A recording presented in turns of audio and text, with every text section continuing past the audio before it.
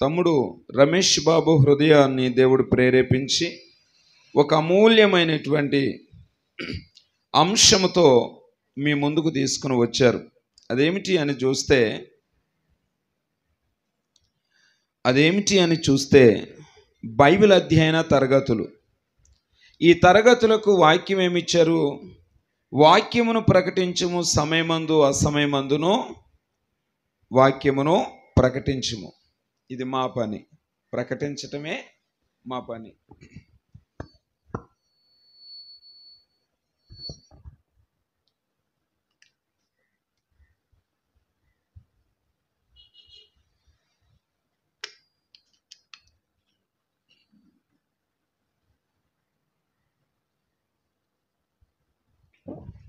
హల్లెలూయా.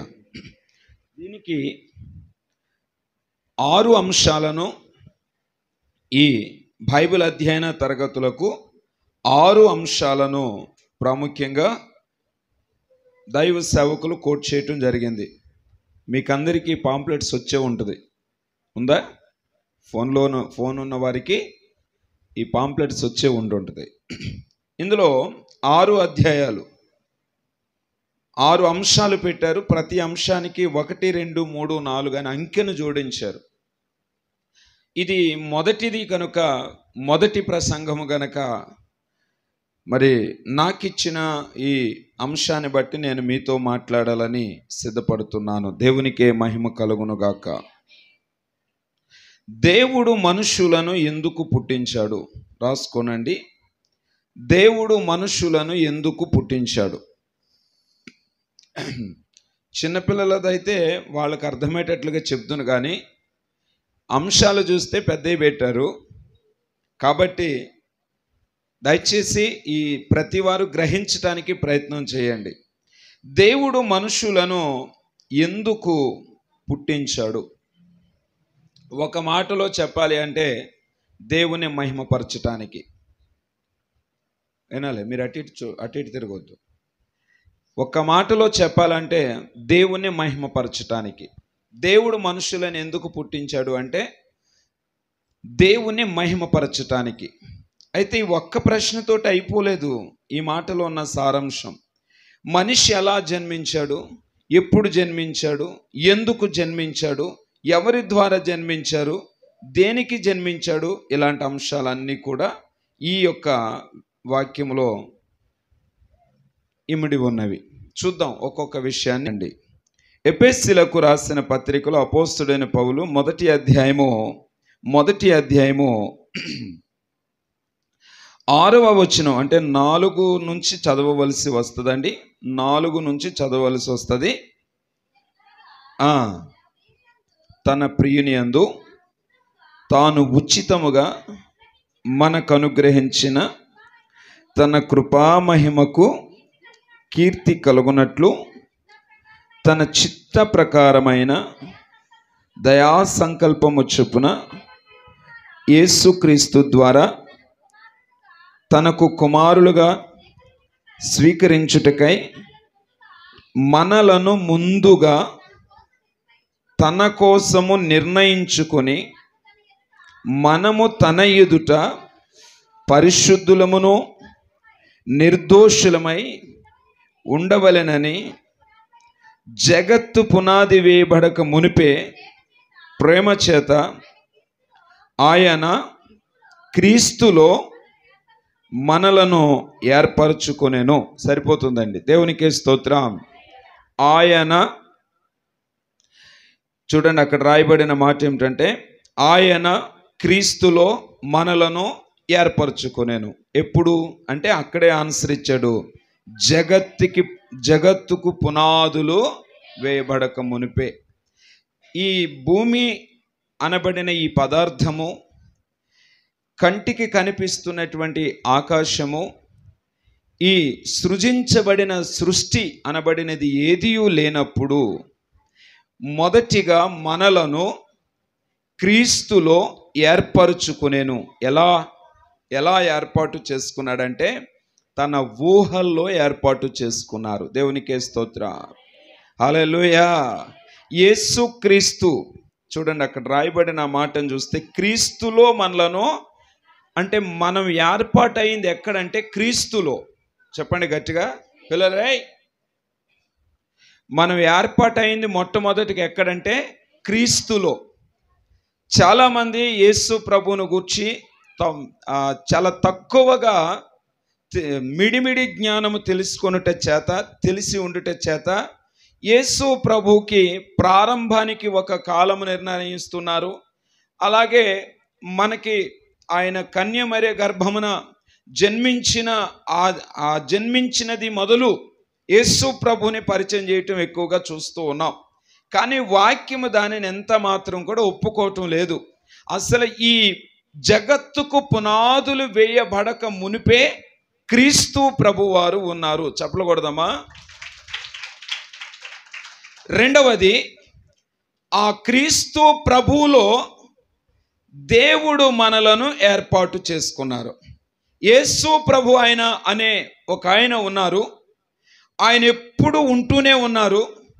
ఆయన పేరేమని అడిగితే నేను ఉన్నవాడను అనువాడను అని మాట్లాడిన ఆ యేసు ప్రభువే, ఆ యేసుక్రీస్తు ప్రభువే అనాది కాలము నుంచి ప్రస్తుత కాలం వరకు, ఏమండి, శాశ్వత కాలం మొదలుకొని శాశ్వత కాలం వరకు ఆయన ప్రత్యక్షమగుచూనే ఉన్నారు.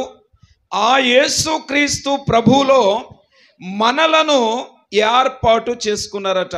మానవుని యొక్క ఏర్పాటు, మానవుని యొక్క నిర్మాణం, మానవుని యొక్క ఉనికి మొట్టమొదటికి ఎక్కడ చూడగలము అంటే భూమికి పునాదులు వేయబడక మునిపే, ఈ సృష్టి అనబడినది ఏది రూపించబడక మునిపే మానవుని ఉనికిని క్రీస్తులో చూడగలుగుచున్నాము. దేవునికి స్తోత్రం. ఎలా అని అంటే యేసుక్రీస్తు ప్రభు వారి యొక్క ఆలోచనల్లో ఉన్నాం మనం, ఆయన సంకల్పంలో ఉన్నాము, ఆయన ప్రణాళికలో ఉన్నాము, ఆయన ఉద్దేశంలో ఉన్నాము, ఆయన దృష్టిలో ఉన్నాము. దేవునికి స్తోత్రం. మనకంటూ నిర్ణయించబడిన కాలమున మనం ఈ లోకములో ఉద్భవించటానికి యేసు ప్రభు వారు ముందుగానే ఒక ప్రణాళికను రచించారు, ఒక ఉద్దేశము కలిగి ఉన్నారు. ఆ ఉద్దేశపరంగానే ఇప్పుడు జరుగుచూ ఉన్నది. దేవునికి స్తోత్రం. ఇకపోతే మరి యేసుక్రీస్తు ప్రభువులో ఉన్న ఆ మానవుడు భూమి మీద నరావతారిగా ఎలా ఉద్భవించాడు? ఇది ప్రశ్న. ఇందాకేమో మొట్టమొదటి యొక్క మానవుని ఉనికి యేసుక్రీస్తు ప్రభు వారి ప్రణాళికలో ఉన్నది. ఇది అసలు మానవుని యొక్క మొదటి ఉనికి ఎక్కడున్నది అని ప్రశ్నగా రాసుకుంటే జవాబుగా యేసుక్రీస్తు ప్రభు వారి యొక్క ప్రణాళికలో ఉన్నాడు. ఇది జవాబు. ప్రశ్న జవాబు. మరలా చెప్తున్నాను, ప్రశ్న ఏంటండి? మొదటిగా మానవుడు ఎక్కడ ఉన్నాడు? ఇది ప్రశ్న. దీనికి జవాబేమిటి? యేసుక్రీస్తు ప్రభు వారి యొక్క ప్రణాళికలో ఉన్నారు. దీనికి ఆధారం ఏమిటి? ఎఫెసీ గ్రంథము 1:6 బైబిల్ ఆధారం.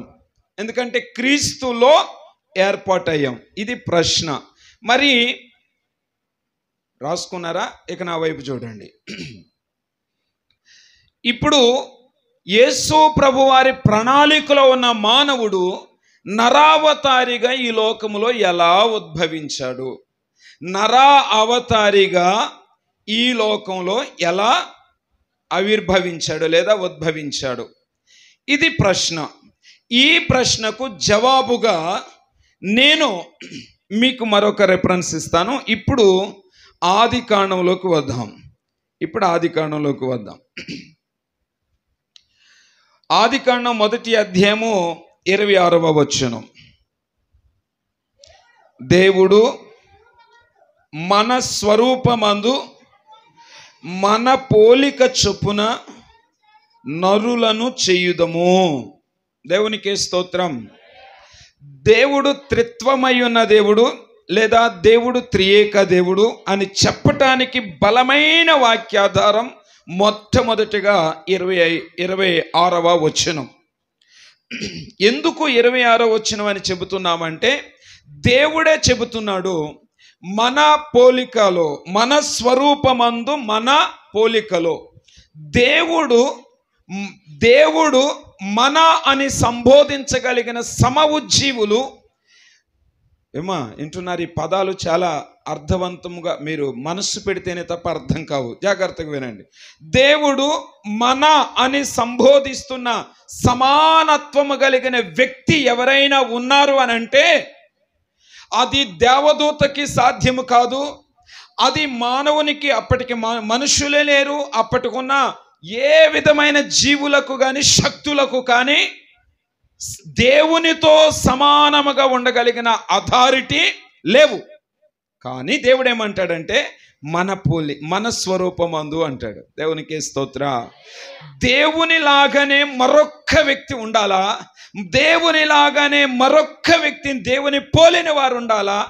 ఆ వ్యక్తితో మాత్రమే ఈ మాట అంటానికి సరిపోతాడు ఆయన.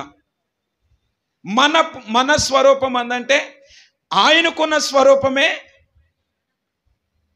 అక్కడ ఆయన ఎవరితో మాట్లాడుతున్నాడు ఆయనకు కూడా ఉండాలా. నా ప్రశ్న ఏమండి? దేవుడు ప్రేమై ఉన్నాడు. మనం వింటాం కదా, దేవుడు ప్రేమై ఉన్నాడు. దేవుని ప్రేమ ప్రేమించటానికి ఒకరు కావాలి, ప్రేమను పొందుకోవటానికి ఒకరు కావాలి. అది ప్రేమను వ్యక్తపరచటానికి ఒక వ్యక్తికి సాధ్యము కాదు.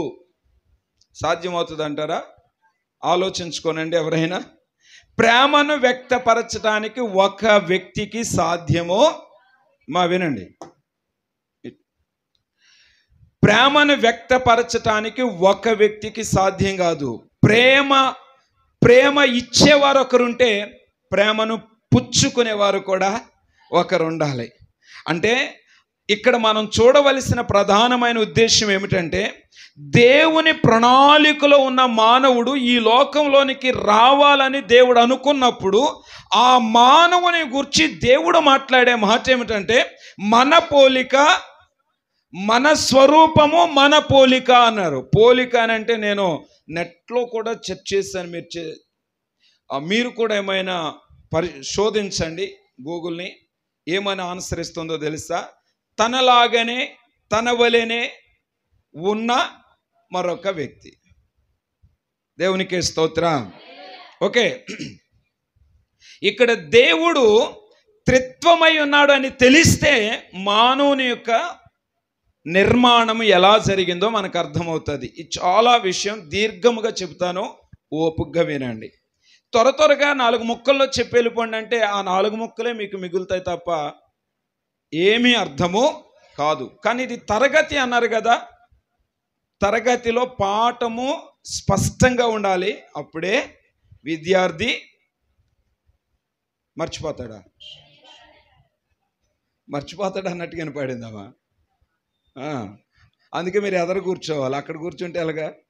Okay, right. దేవునికి స్తోత్రం. విందాం.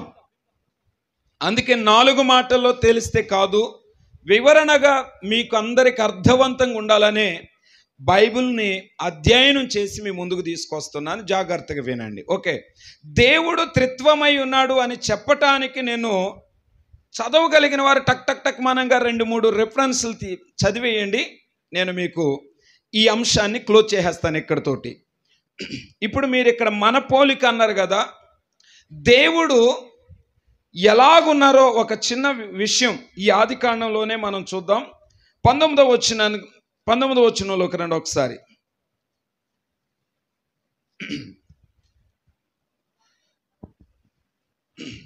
18వ అధ్యాయంలో దేవుడు అబ్రహామును దర్శిస్తాడు. 18వ అధ్యాయము ఆఖరి వచనములో అబ్రహామును దర్శించిన యెహోవా అక్కడి నుంచి అబ్రహాముతో మాట్లాడి చాలించి వెళ్ళిపోయాను అని ఉంటుంది. 18వ అధ్యాయం 33వ వచనములో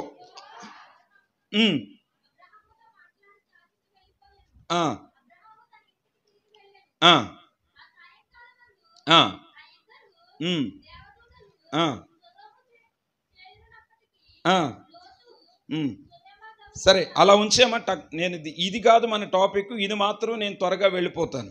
ఇక్కడ మీకు గమనించవలసిన విషయం ఏంటంటే, అబ్రహాం దగ్గరికి 3 వస్తారు. ఈ 3లో 33వ వచనం ఆఖరి వచనంలో యెహోవా వెళ్ళిపోతున్నారు.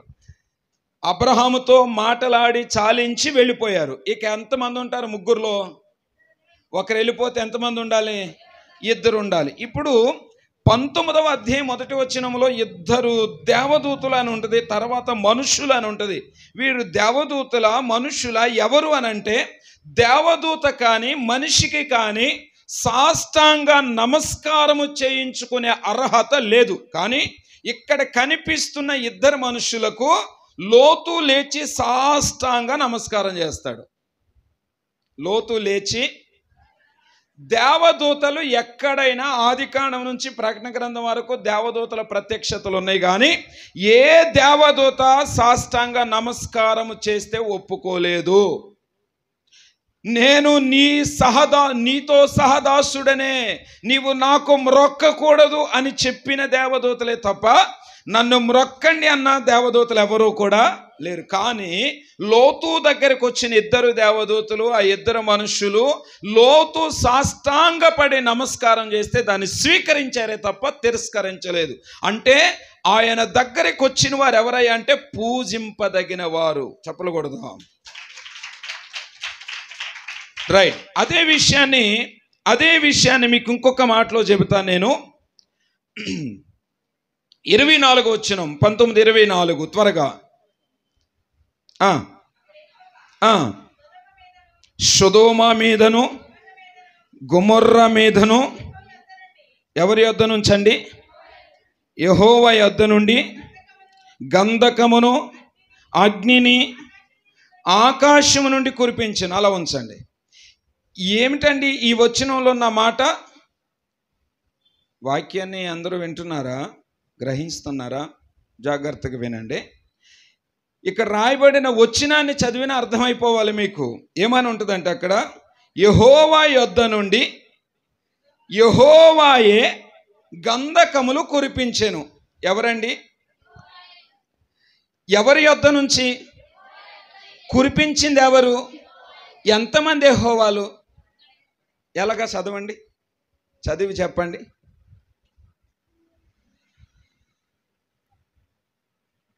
చదవరే, చదవట్లేదు. ఇటు ఎవరు మానేశారు?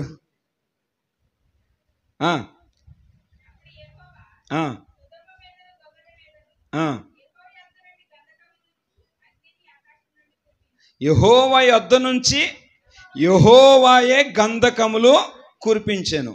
ఎవరి పంపించిన ఆయన ఎవరు? కురిపించిన ఆయన ఎవరు?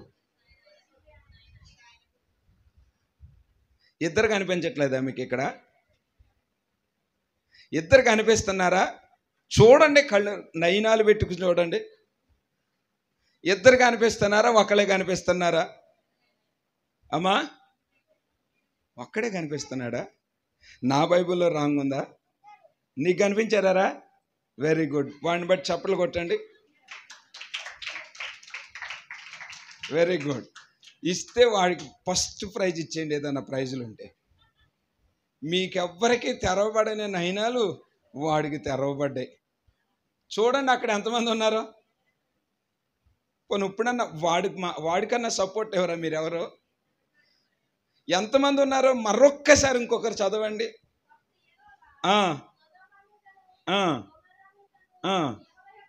ఎవరి యొద్ద నుంచి? యెహోవా ఏం చేశాడట? యెహోవా యొద్ద నుంచి యెహోవాయే కురిపించాడట. ఎంతమంది యెహోవాలు కనిపిస్తున్నారు ఇక్కడ కదా? కన్ఫర్మా? మళ్ళీ సందేహాలు ఏమైనా ఉన్నాయా? రైట్. ఇప్పుడు ఇద్దరో కాదో మరొక్కసారి వాక్యాన్ని చూసే మనం కన్ఫర్మ్ చేద్దామే.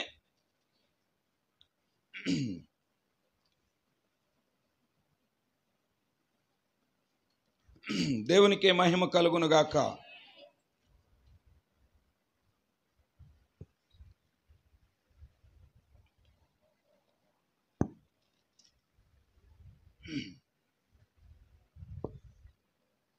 మరొక విషయాన్ని మీ ముందు నేను పెడతాను. ఈ మాట కూడా చదివి అప్పుడు మీరు చెప్పాలా.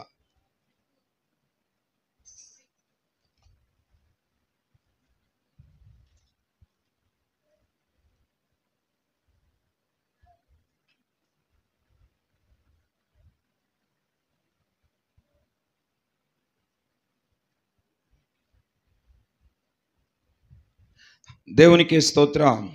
హల్లెలూయా. నిర్గమకాండంలో మీకు ఒక రెఫరెన్స్ నేను ఇస్తాను, అది కూడా చదవండి. ఇది మనకు అర్థమైతే మానవుని యొక్క నిర్మాణం ఎంత స్పష్టంగా ఉందో మనకు అర్థమవుతుంది. దేవునికే మహిమ కలుగును గాక. ఆమెన్. హల్లెలూయా. ఓకే,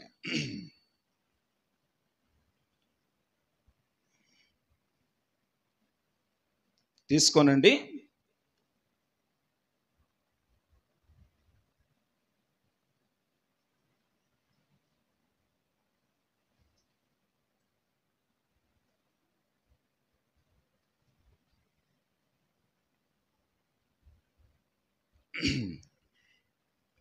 నిర్గమకాండంలోనే మీకు ఇస్తాను, ఆగండి ఒక్క నిమిషం, రెఫరెన్స్ ఇస్తాను.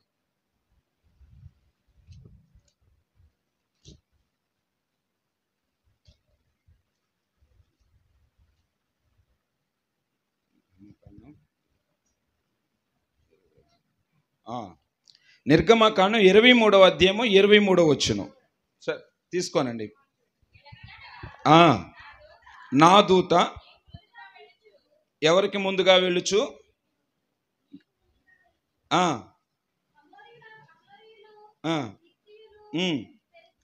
దాని పై మాట కూడా 21 కూడా చదవండి అమ్మా. వినవలేను. ఆయనకు కోపము రేపవద్దు అమ్మా, మీ అతిక్రమములను ఆయన పరిహరింపడు, నా నామము ఆయనకు ఉన్నది. దేవునికి స్తోత్రం. ఇది మనకు కావలసిన విషయం. 23, 20వ వచనంలో ఇలా రాయబడిన మాటలో మనకు అర్థమవుతుంది. ఇదిగో త్రోవలో కాపాడి నేను సిద్ధపరిచిన చోటుకు నిన్ను రప్పించుటకు ఒక దూతను నీకు ముందుగా పంపుచున్నాను. ఆయన సన్నిధిని జాగ్రత్తగా నుండి ఆయన మాట వినవలెను. ఆయన కోపము రేపవద్దు, మీ అతిక్రమములను ఆయన పరిహరింపడు, నా నామము ఆయనకున్నది. నా నామము, ఇక్కడ దేవుడైన యెహోవాయే చెబుతున్నాడు, మీకు ముందుగా నా ఒక దూతను పంపుతాను, ఆ దూతకు నా నామము ఇవ్వబడింది అంటున్నాడు. ఇప్పుడు ఆ దూత పేరు కూడా ఏమిటి? యెహోవా. దేవునికి స్తోత్రం. ఇప్పుడు కొరింథీలోకి వచ్చేద్దాం, మీకు కన్ఫర్మ్ అయిపోద్ది. నేను మన టాపిక్లోకి వచ్చేస్తాను. కొరింథీ మొదటి పత్రిక,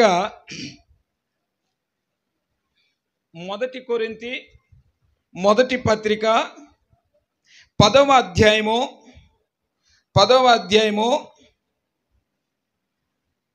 4వ వచనము, అలాగే 9వ వచనం, 9వ వచనం, 4, 9 రెండు చదవండి త్వరగా.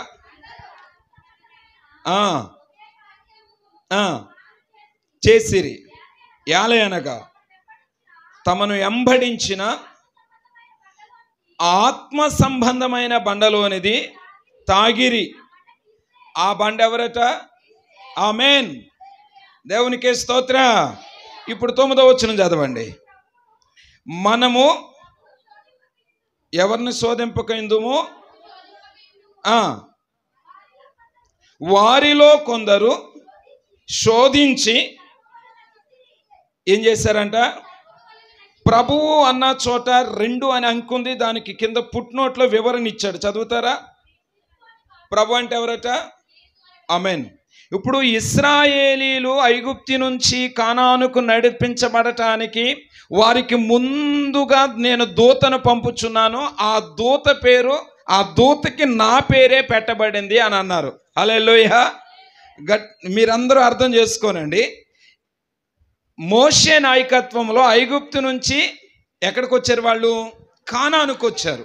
కానానుకి రావటానికి వాళ్ళకి ముందుగా ఒక దూతను దేవుడు పంపించాడంట. ఆ దూత పేరు యెహోవా. హల్లెలూయా. నా నామము ఆయనకి పెట్టబడింది అని అన్నారు అక్కడ.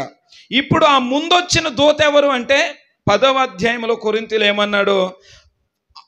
ఆ బండ క్రీస్తే, వెంబడించిన ఆ బండ క్రీస్తే అన్నాడు. మనము ప్రభువుని శోధింపవద్దు. ఏం చేయకూడదు? ప్రభువుని శోధించి, వాళ్ళతో ఉన్న ఆ ప్రభువుని వారు శోధించి వారు సర్పము వలన నశించిరి. ప్రభు అన్న చోట పుట్టినోట్లో కింద ఏమిచ్చాడు ఆన్సర్? ఇప్పుడు వాళ్ళని వెంబడించినది ఎవరట? గట్టిగా చెప్పండి. ఇప్పుడు అదే క్రీస్తుకి పాత నిబంధనలో దూత అని పిలువబడితే ఆ దూతకి ఎవరి పేరు పెట్టారు? అర్థమవుతుంది? యెహోవా. పాత నిబంధన అన్నాను కదా, పాత నిబంధనలో ఆ దూతకి ఏం పేరు పెట్టబడింది? ఇప్పుడు మనం చదివిన సొదొమ గొమొర్రా పట్టణాల్లో యెహోవా యొద్ద నుంచి అగ్ని గంధకాలు ఎవరు కురిపించారు? ఇప్పుడు ఆ కురిపించిన యెహోవా ఎవరు? పంపించిన యెహోవా ఎవరు? అర్థమైందా? హల్లెలూయా. మీకు అంటే ఇక్కడ మీకు అర్థమవటం కోసం యేసుక్రీస్తు ప్రభువారు అనాది కాలము నుంచి ఉంటున్న దేవుడు. మీరు పొదదర్శనం మోషేతో నిర్గమకాండ 3వ అధ్యాయం పొదదర్శనంలో చూసిన దూత ప్రత్యక్షమవుతాడు. ఆ దూత తర్వాత నేనే దేవుడిని అన్నట్టుగా మాట్లాడతారు. అలాగే హాగర్ విషయంలో దూత యెహోవా దూత అంటాడు. ఆ దూత అలాగే చదువుతూ ఉంటే నేనే యెహోవాను అంటాడు. మీకు ఇవన్నీ అర్థమైతే ఇప్పుడు ఆదికాండం 1:25లోకి వచ్చేస్తే దేవుడు అంటాడు కదా, మన పోలిక చొప్పున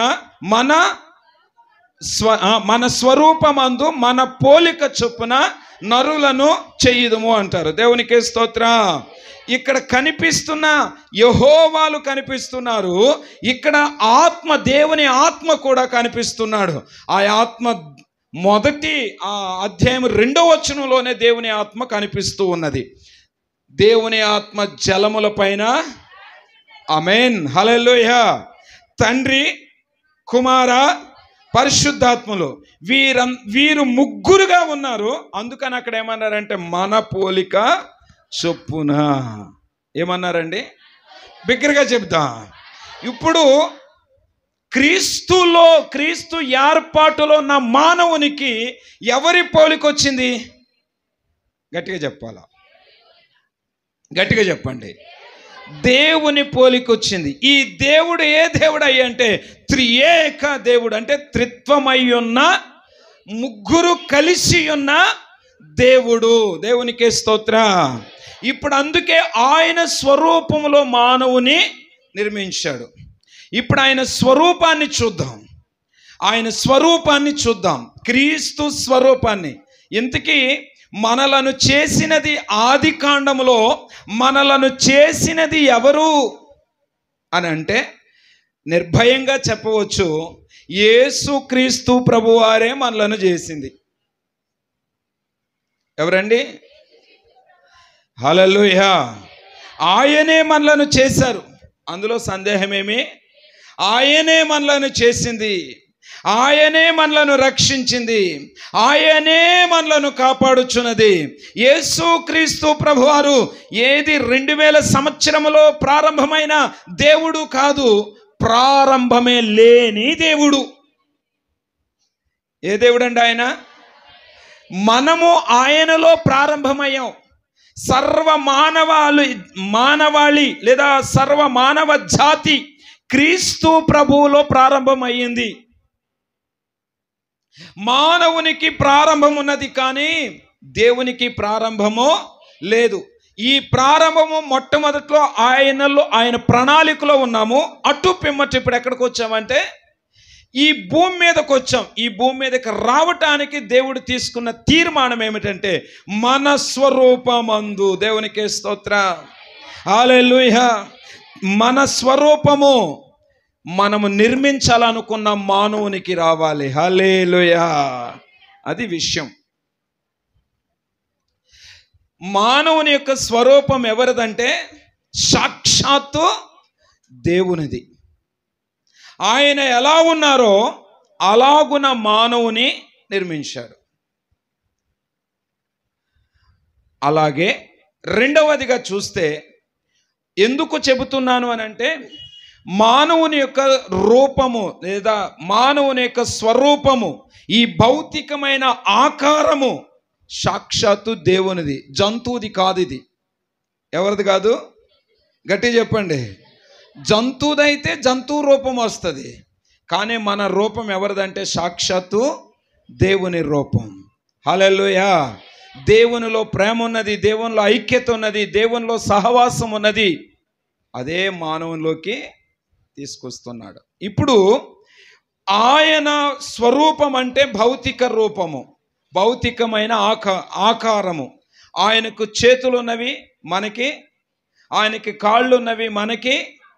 ఆయనకి ఉన్న ఈ ఆత్మీయమై ఆయనకున్నటువంటి రూపం ఏదైతే ఉన్నదో ఆ రూపమే నా రూపము. దేవునికి స్తోత్ర. అందుకని కొరింథీలో కూడా ఏమంటాడంటే దేవుడు పురుషుని తన స్వరూపముగా చేసుకున్నాడు. కొరింథీలో చెప్పే మాట ఏమన్నాడంటే పురుషునికి దేవుడే శిరస్సై ఉన్నాడట. ఓకేనా?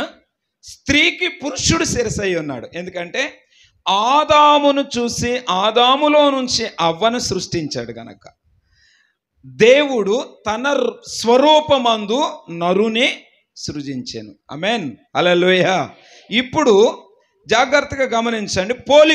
పోలిక అంటే చెబుతున్నాను, సమస్తమైనటువంటి భూ జంతువుల్ని కానీ, పక్షులను కానీ, పశువులను కానీ, లేదా జలచరములను కానీ, జీవరాశులన్నిటినీ దేవుడు కలుగునుగాక అన్నాడు. ఏమన్నారన్నాను? కానీ మానవుడిని అలా అనలేదు. మానవుని విషయంలో మానవుడు కలుగునుగాక అని అనలే. మానవుని నిర్మించేటప్పుడు మిగిలిన జీవరాశులకు అతీతమైన నిర్మాణాన్ని మానవుని పక్షాన దేవుడు జరిగించారు. అంటే మిగిలిన జీవరాశులకు మానవుని యొక్క సృష్టి అతీతమైనది. మిగిలిన జీవరాశులన్నీ కలుగునుగా కంటే కలిగాయి, కానీ మానవుడు కలుగునుగా కంటే కలిగిన వాడు కాదు, కలగజేసుకొని కలిగించిన తరువాత కలిగినవాడు. వింటున్నారా? మానవుడు దేవుడే కలగజేసుకొని దేవుడే కలిగించి అంటే సృజించిన తరువాత నిర్మాణము చెందినవాడు మానవుడు. ఇప్పుడు స్వరూపం అంటే దేవుడు అప్పటికే భూమి ఆకాశాన్ని సృజించాడు, సమస్త జీవరాశులను సృజించాడు. ఆ తర్వాత భూమిలో నుంచి మట్టిని తీసుకున్నాడు. ఆ భూమి ఏ భూమి అంటే ఆశీర్వాదము కలిగిన భూమి, శాపము లేని భూమి. ఆ మట్టి ఏ మట్టి అంటే శాపము లేని మట్టి. ఆ మట్టిని తీసుకుని తన స్వరూపం ఇచ్చాడు. ఆ మట్టికి ఎవరు స్వరూపం ఇచ్చారు? గట్టిగా చెప్పండి. దేవుని స్వరూపం ఇచ్చాడు, కానీ ఇంకా దేవుని పోలికలు రాలే. స్వరూపము మాత్రమే వచ్చింది, దేవుని పోలికలు రాలే. ఆ స్వరూపం ఎలా ఉందంటే శవంలా ఉంది. స్వరూపం ఎలా ఉందండి? గట్టిగా చెప్పండి. అంతే. చనిపోయిన తర్వాత మనిషి ఎలా ఉంటాడు? అంతేనా? తనినా కోసినా నీ ఇష్టం, నువ్వు ఏదన్నా చేసుకున్నట్టుగా అలా ఉంటాడు. బతుకున్నవాడిని ఏదన్నా చేయని చూద్దాం, వెంటనే రియాక్ట్ అవుతాడు ఆవిడ. మంచం మీద నుంచి లేవలేకపోయినా ఎన్ని రంకిలేస్తాడు. దేవునికి స్తోత్ర. సరే, ఇది వేరే టాపిక్, జాగ్రత్తగా వినండి. ఇప్పుడు స్వరూపము కలిగి ఉన్న ఆ మానవునికి లేదా బొమ్మకు ఇప్పుడు ఏమి ఇవ్వాలంటే పోలిక ఇవ్వాలి. ఏమి ఇవ్వాలన్నాను? పోలిక. ఈ మాట గుర్తుపెట్టుకోనండి, ఇది చాలా చాలా పట్టుకోవలసిన విషయం.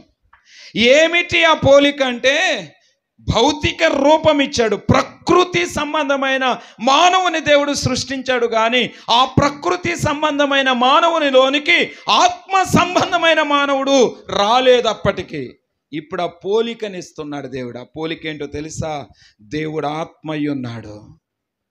ఏంటండి? ఆత్మ అయ్యున్న దేవునికి, ఆత్మ అయ్యున్న దేవునికి ఆ ఆత్మీయమైన అవయవాలే ఉన్నాయి. ఏ అవయవాలు? భౌతికమైన మానవునికి భౌతికమైన అవయవాలు ఉంటాయి. ఉదాహరణకి ఇది శరీరం భౌతికం, ఇది స్వరూపం. శరీరంలో ఉన్న అవయవాలు గుండె, రక్తము, మెదడు, ఇలాంటివన్నీ అవయవాలు. ఇవి శరీర అవయవాలు. ఇప్పుడు ఈ గుండెకి ఆత్మీయ పేరు ఒకటి పెడుతున్నాం. అదేంటో చెప్పండి. వాడతారు, తెగబాడేస్తారు. పాటలు కూడా మీరే పాడేస్తారు బైబిల్తో సంబంధం లేకుండా. డాక్టర్లు కూడా చెబుతారు బైబిల్తో సంబంధం లేకుండా. సినిమా వాళ్ళు కూడా చెప్పుకుంటారు బైబిల్తో సంబంధం లేకుండా. ఈ గుండెకు ఆత్మీయమైన పేరున్నది.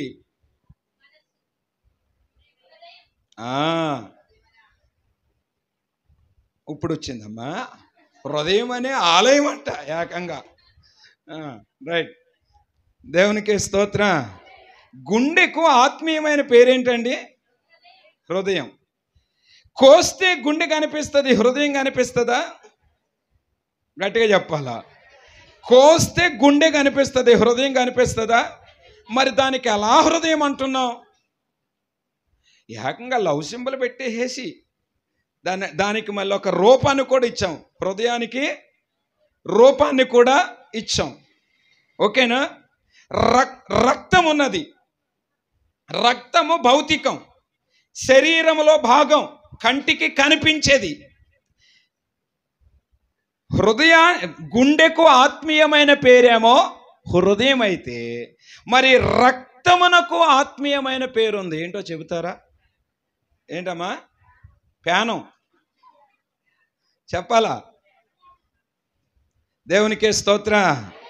మన మాటలేం కాదండి, వాక్యంలోనే చూడొచ్చు. మీరు ఇంటికి వెళ్ళిన తర్వాత చదువుకున్నా పర్వాలేదు. ఆదికాండము 9వ అధ్యాయంలోనే ఉంటుంది ఈ మాట. ఆదికాండము 9వ అధ్యాయము. త్వరగా సమయం లేదు కదా.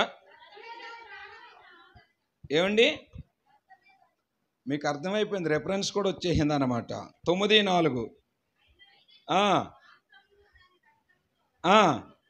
తినకూడదు, రక్తమే దాని ప్రాణము. చదవండి.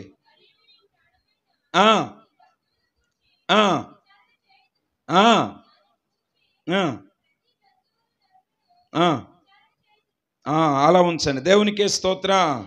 ఇప్పుడు ప్రాణమునకు ఆధారం ఏమిటండి? ప్రాణమునకు ఆధారం ఏమిటి? రక్తము. దేవునికే స్తోత్రం. జాగ్రత్తగా గమనించండి. హృదయమునకు ఆధారము గుండె, ప్రాణమునకు ఆధారము, మీరు గమనించండి, పోలికంటే చెబుతున్నానండి. ఇది భౌతికంగా దేవుడు నిర్మించాడు. గుండెను తయారు చేశాడు, కానీ దానికి ఇంకా హృదయం రాలే. రక్తాన్ని తయారు చేశాడు, దానికి ఇంకా ప్రాణము రాలే. మెదడును తయారు చేశాడు, దానికి ఇంకా మనసు రాలే. ఓకేనా? శరీరాన్ని తయారు చేశాడు. ఇప్పుడు ఒక ప్రశ్న ఏంటంటే, హృదయానికి ఆధారం గుండె, ప్రాణమునకు ఆధారము రక్తం, మనస్సుకు ఆధారము మెదడు. ఓకే, మరి ఆత్మకు ఆధారం? అమ్మా, ఆత్మకు ఆధారం వారి బాబాయ్ బాగా చెప్పారా మీరు. గుడ్. వాళ్ళకి నిజంగా వాళ్ళకి చెప్తున్నారో తెలియక చెప్తున్నారో, వాళ్ళు బాగా చెప్తున్నారు. చప్పట్లు కొట్టండి వాళ్ళ కోసం. హల్లెలూయా, వెరీ గుడ్. ఎందుకు ఆ మాట అన్నామంటే, ఈ శరీరం అనే ఈ యొక్క గుల్లలో ఈ అవయవాలన్నీ కూడా అమర్చబడి ఇమిడి ఉన్నవి. అలాగే ఆత్మకు ఈ శరీరంలో గుండె, రక్తం, మెదడు, అవయవాలు ఎలాగైతే ఇమిడి ఉన్నవో, ఆత్మకు హృదయము, ప్రాణము, మనస్సు, ఇవన్నీ ఆత్మకు ఇమిడిపోయి ఉన్నాయి. మనలో నుంచి ఆత్మ బయటికి వెళ్ళిపోయినప్పుడు ఏమేమి వెళ్ళిపోతాయి చెప్పండి. ఇప్పుడు అన్నీ వెళ్ళిపోతాయి. ఇక్కడేమేమి ఉంటాయి చెప్పండి. శరీరము అన్నాక ఈ భౌతికమైనవన్నీ. గుండె ఎక్కడే ఉంటుంది, చలనం ఉండదు. మెదడు ఎక్కడే ఉంటుంది, రక్తం ఎక్కడే ఉంటుంది గడ్డగట్టుకుని. ప్రాణం మాత్రం. ఇంకొక విచిత్రమైన సంఘటన చెప్పనా? ఈ గుండె, రక్తము, మెదడు శరీర సంబంధమైనవి. ఏనండి, ఎలాంటివి? శరీర సంబంధమైనవి. మనసు, ప్రాణము, హృదయము ఆత్మ సంబంధమైనవి. ఈ కోవలోకే గాయము శరీర సంబంధమైనది, నొప్పి ఆత్మ సంబంధమైనది. నా మాటలు అర్థమైనాయండి? గాయము, నొప్పి. సరే, అర్థమవుతుందా పోలిక? జాగ్రత్త వినండి. ఇప్పుడు బ్రతికున్న వ్యక్తిని, అంటే ఆత్మ ఉన్న వ్యక్తిని గాయం చేయండి, నొప్పి ఉంటుందా ఉండదా? ఇప్పుడు ఆత్మ వెళ్ళిపోయిన వ్యక్తికి గాయం చేయండి, గాయం ఉంటుందా ఉండదా? గాయం చేస్తే గాయం అవుతుందా? మరి నొప్పి ఉంటుందా? అంటే నొప్పి దేనితో పోతుంది? ఆత్మతో వెళ్ళిపోతుంది. విడగొట్టేయండి సపరేట్గా, దేనికి దానికే. దేనిని దానినే మనము వివరముగా విడగొట్టగలిగితే దేవుడు ఏదేను వనములో మనలను సృష్టించిన ఆ సృష్టి మహత్యము మనకు అర్థమవుతుంది. ఇప్పుడు దేవుడు మొట్టమొదటిగా ప్రకృతి సంబంధమైన మానవుని నిర్మించాడు. ప్రకృతి సంబంధమైన మానవుడు ఎవరంటే శవం. చెప్పరే, అవునా? ఆ శవములోకి దేవుడు ఏముదాడు? జీవవాయువును ఊదగా నరుడు జీవము ప్లస్ ఆత్మ. జీవము ఈజ్ ఈక్వల్ ప్రాణము. నేనేమన్నాను? జీవం అంటే జీవాత్మను కదా ఊదింది. ఒక జీవాన్ని వదలేదు, లేదా ఒక ఆత్మను వదలేదు. జీవాన్ని, ఆత్మనే ఊదారు. హల్లెలూయా. అంటే ఆ శవంలోకి ఏమూదాడంటే దేవుడు ప్రాణాన్ని, ఆత్మని కూడా ఇచ్చారు. జ్ఞానము ఆత్మ సంబంధమైనది. నేనేం చెప్పానంటే నొప్పి ఆత్మ సంబంధమైనది అన్నాను. జ్ఞానము ఆత్మ సంబంధమైనది. ఎందుకు ఆ మాట అంటున్నాం అంటే, చనిపోయిన వ్యక్తికి జ్ఞానం ఉంటుందా? స్పర్శ ఆత్మ సంబంధమైనది. ఆత్మ లేనప్పుడు శరీరానికి స్పర్శ ఉండదు. ఉంటుందా? హల్లెలూయా. అది విషయం. జ్ఞానము, స్పర్శ, నొప్పి అన్నీ ఆత్మకు సంబంధించినవేనమ్మా. ఆ ఆత్మ ఈ డొల్లలోనికి, ఈ డొల్లలో అంతే. ఇది మీకు తెలుసో తెలీదో, దీనికి పర్యాయ పదాలు ఎన్నున్నాయో తెలుసండి? శరీరానికి పర్యాయ పదాలు ఎన్నున్నాయో తెలుసా? దేహము, శరీరము, ఏమండి, కాయము, గుల్ల, డొల్ల, ఇవన్నీ దీని పేరే. నిజమండి. దేవునికే మహిమ కలుగును గాక. ఆమేన్. పర్యాయ పదాలు వీటిని. ఈ శరీరంలో ఉన్నవన్నీ, ఈ శరీరాన్ని దేవుడు ముందు సృష్టించాడు, తర్వాతనే ఆత్మను సృష్టించాడు. దేవునికే స్తోత్రం. ఈ ఆత్మను సృష్టించినప్పుడు మనిషిలోనికి మనసు, ప్రాణము, హృదయము, నొప్పి, జ్ఞానము, స్పర్శ అన్నీ ఆత్మలో, ఆత్మ రావటం మూలానే వచ్చాయి. చప్పలు కొట్టండి. ఇప్పుడు మరణం అనే దానిని చూద్దాం. నిర్మాణం అనే దాన్ని అలా కొంచెం పాపి మరణం అనే దానిని చూద్దాం. మనిషి మరణించినప్పుడు అతనిలో ఉన్న ఆత్మ వెడలిపోతుంది. అతనిలో ఉన్న ఆత్మ, శరీరము నుంచి ఆత్మ వేరైపోవటాన్ని మరణము అంటారు. ఏది? భౌతికమైన మరణం. అది జాగ్రత్త వినండి. ఏ మరణం అన్నాను? గట్టిగా చెప్పండి. భౌతికమైన మరణం. ఏంటది? శరీరము నుంచి ఆత్మ వెళ్ళిపోయేదాన్ని భౌతిక మరణము. ఈ మాటకు తెలుగులో అసలు సిసలైన పదం ఏమిటంటే ఎడబాటు. మరణము అనే మాటకు, భౌతిక మరణం అనే మాటకు అర్థం ఏంటన్నాను? ఎడబాటు. ఏమిటి ఎడబాటు? శరీరము నుంచి ఆత్మ ఎడమైపోయింది, వేరైపోయింది, దూరం అయిపోయింది, వెళ్ళిపోయింది. ఇలాంటి పర్యాయ పదాలన్నీ దానికి వస్తాయి.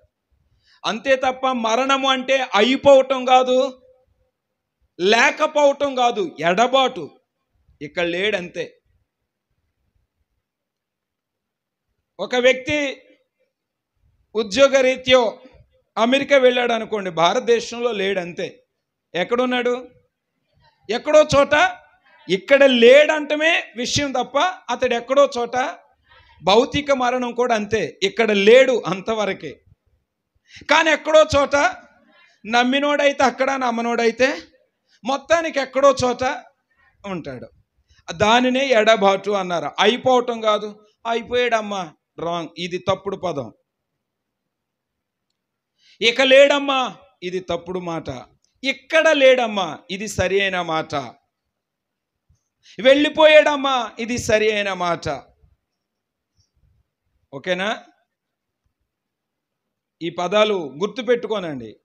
దేవుని నమ్ముకున్న పిల్లలుగా అజ్ఞానమైన పదాలు మనం వాడకూడదు. అందుకే చెబుతున్నాను. అయిపోయాడు, ఇది తప్పు. అవ్వలే, వెళ్ళిపోయాడు. ఉన్నాడు కానీ ఇక్కడ లేడు. ఓకేనా? సరే.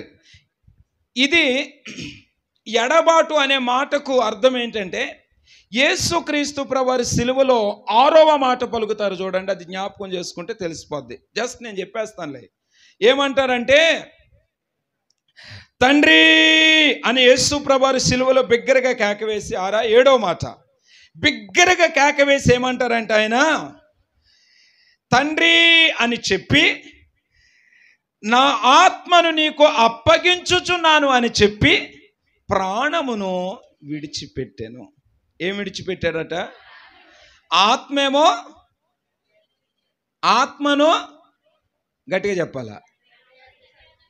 అబే, ఏం చేశారు? ఆత్మను అప్పగించారు. ప్రాణము, దాన్ని చంపేయకండి, గొంతుకు ఇప్పటికే పోయింది. ఓకే, మరలా చెప్తున్నాను. నేను ముందు వివరంగా చెప్పాను. సిలువలో యేసు ప్రభువారు పలికిన మాటలో తండ్రి అని పిలిచి ఆత్మను, ప్రాణమును ఏమి విడిచిపెట్టారు, ఏమి అప్పగి చెప్పారు? విడిచిపెట్టవలసింది ఏమిటి, అప్పగించవలసింది ఏమిటి? అంతే. ఎక్కడుండి? శరీరం ఎక్కడుంది? శరీరం ఎక్కడుంది? సిలువలో ఉంది. మీరు బాగా అంటున్నారా మొత్తానికి. అసలు 100కు 100% మార్కులు మీయే. ఈ బ్యాచ్ డబుల్ చాక్లెట్లు ఇవ్వాలి మీకు. దేవునికి స్తోత్రం. హల్లెలూయా. యేసు ప్రభువారి శరీరం అక్కడే ఉన్నది, ప్రాణమేమో విడిచిపెట్టబడింది, ఆత్మేమో అప్పగించబడింది. ఇది ఎడబాటు. దేనికి దానికే వేరైపోయినాయి. జంతువులు చచ్చిపోతాయి, ప్రాణాన్ని విడిచిపెడతాయి. ప్రాణాన్ని అంతే. కానీ మనిషి చచ్చిపోతాడు, ప్రాణాన్ని విడిచిపెట్టడం ఒక్కటే కాదు, ఆత్మను మొన్నైనది వెనుకటి వలె మన్నైపోవును, ఆత్మ దానిని దయచేసిన వాని యొద్దకు సరిపోతుంది. దేవునికే మహిమ కలుగును గాక. ఇది మానవుని నిర్మాణం. ప్రకృతిలో నుంచి ప్రాణము, దేవునిలో నుంచి ఆత్మ, భూమిలో నుంచి మట్టి కలిస్తే మానవుడు. మరణము అంటే మట్టిది మట్టికి వెళ్ళిపోవాలి, గాలిది గాలికి వెళ్ళిపోవాలి, దేవునిది గట్టిగా చెప్పండి, మట్టిది మట్టికే, గాలిది గాలికే, దేవునిది. ఇది మరణం. మానవ నిర్మాణం మట్టిలో నుంచి, గాలిలో నుంచి, దేవునిలో నుంచి ఏకమైతే మానవుని నిర్మాణం. అంతేగాని కుక్క చచ్చినట్టు చచ్చిపోయిన తర్వాత గాలిలో కలిసిపోతాం ఏముంది అని అంటే, కుక్క సావుకి నీ సావుకి ఒకటే, సావు ఒకటేనా? ఇక అలాంటప్పుడు మన బతుకు కూడా కుక్క బతికేగా. దాంతో పోల్చుకుందామా? మన మన నిర్మాణమే జంతువుల నుండి వచ్చింది కాదు, అది గుర్తుపెట్టుకోనండి. చాలా ఉన్నతమైన నిర్మాణము మానవుని యొక్క. ఎవరి నుంచి వచ్చింది ఈ నిర్మాణం?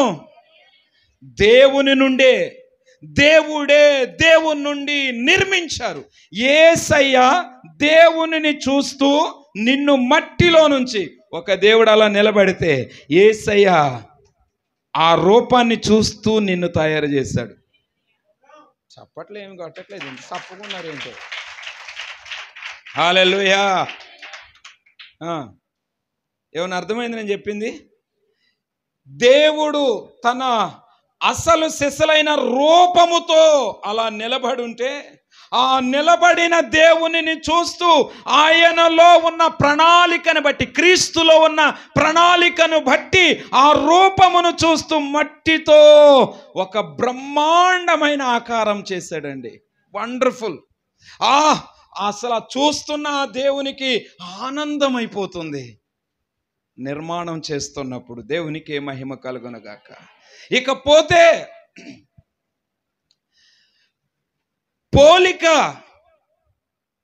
పోలిక. ఇది నిర్మాణం అంటే పోలిక చెప్పాను. ఆ పోలికే దేవుడు ఏమై ఉన్నాడో, ఎందును బట్టి జీవిస్తున్నాడో, అసలు ఆయన ఉనికికి ఆధారం ఏమిటో ఆ ఆత్మనే మానవంలోనికి వదిలాడండి. ఆ పోలికలో దేవునిలో ఉన్న విశ్వ ప్రణాళికనంతటిని, అప్పటిదాకా మనం ఎవరి ప్రణాళికలో ఉన్నాం? క్రీస్తు ప్రణాళికలో ఉన్నాం. ఇప్పుడు జీవవాయువును ఊదేటప్పుడు ఆ ప్రణాళికనంతా దేవుని బుర్రను ఖాళీ చేసుకుని ఆయన ప్రణాళికనంతా ఆదాము దగ్గర పెట్టాడు. ఎవరి దగ్గర పెట్టాడు? ఇప్పుడు మానవ ప్రణాళిక అంతా ఎవరిలోకి వచ్చిందంటే ఆదాములోకి వచ్చింది. గట్టిగా చెప్పాలి. హల్లెలూయా. ఇప్పుడు దేవునిలో ఉన్న ప్రణాళికను మానవునిలో పెట్టాడు. మానవునిలో పెట్టి ఆయన అంటాడు కదా, మళ్ళీ కొంచెం పెళ్లి ప్రసంగం చేయాల్సి వస్తుంది. ఇప్పుడు నరుడు ఒంటరిగా ఉండుట కాబట్టి ఒక జూనియర్ ఆదాముని తయారు చేద్దాం.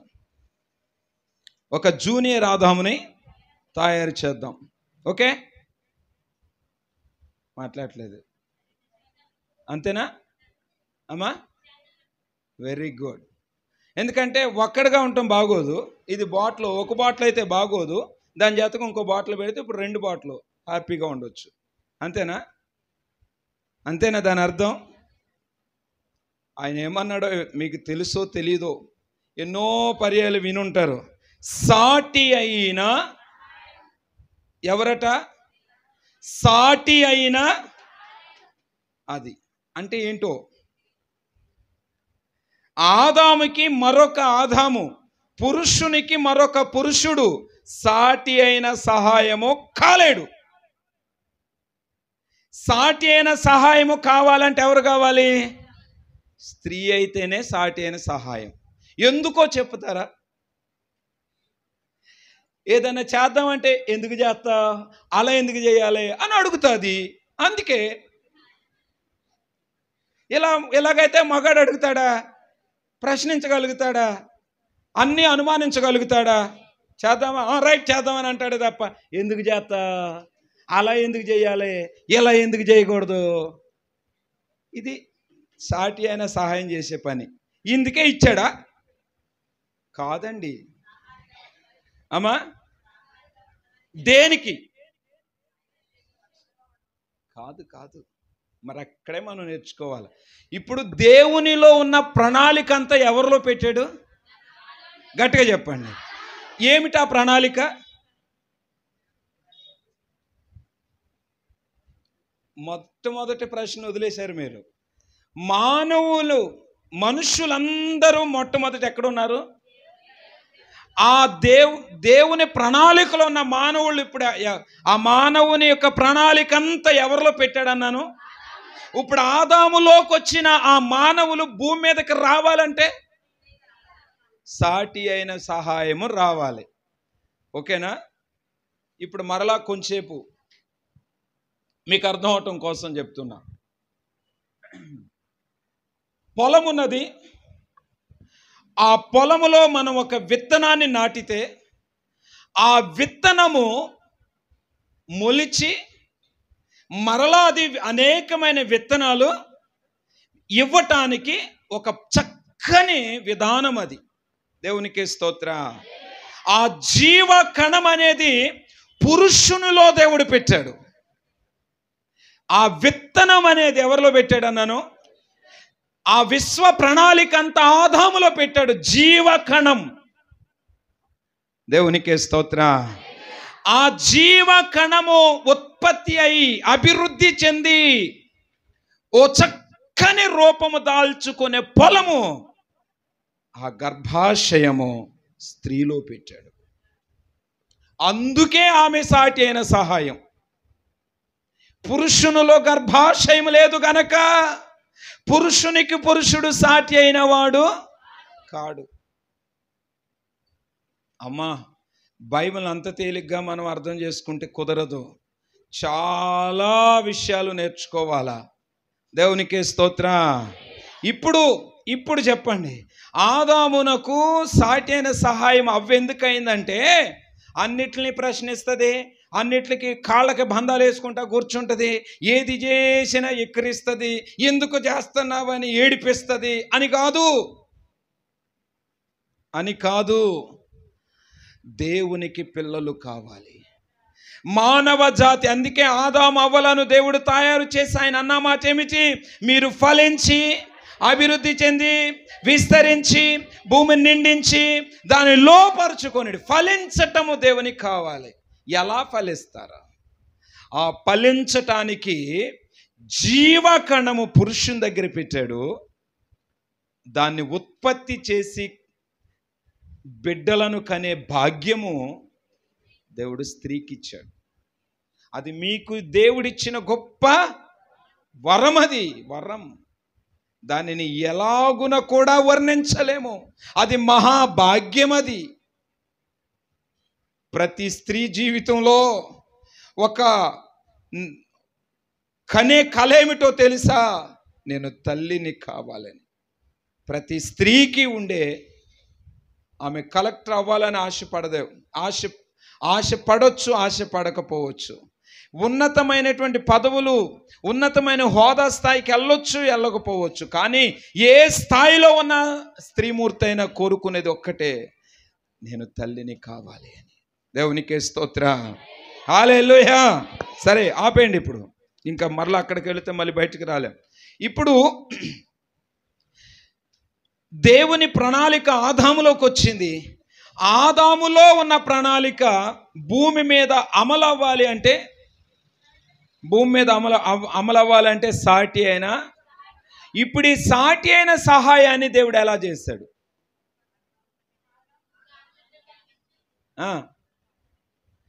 కొంచెం పెళ్లి ప్రసంగం చేయండి, పర్వాలేదులే.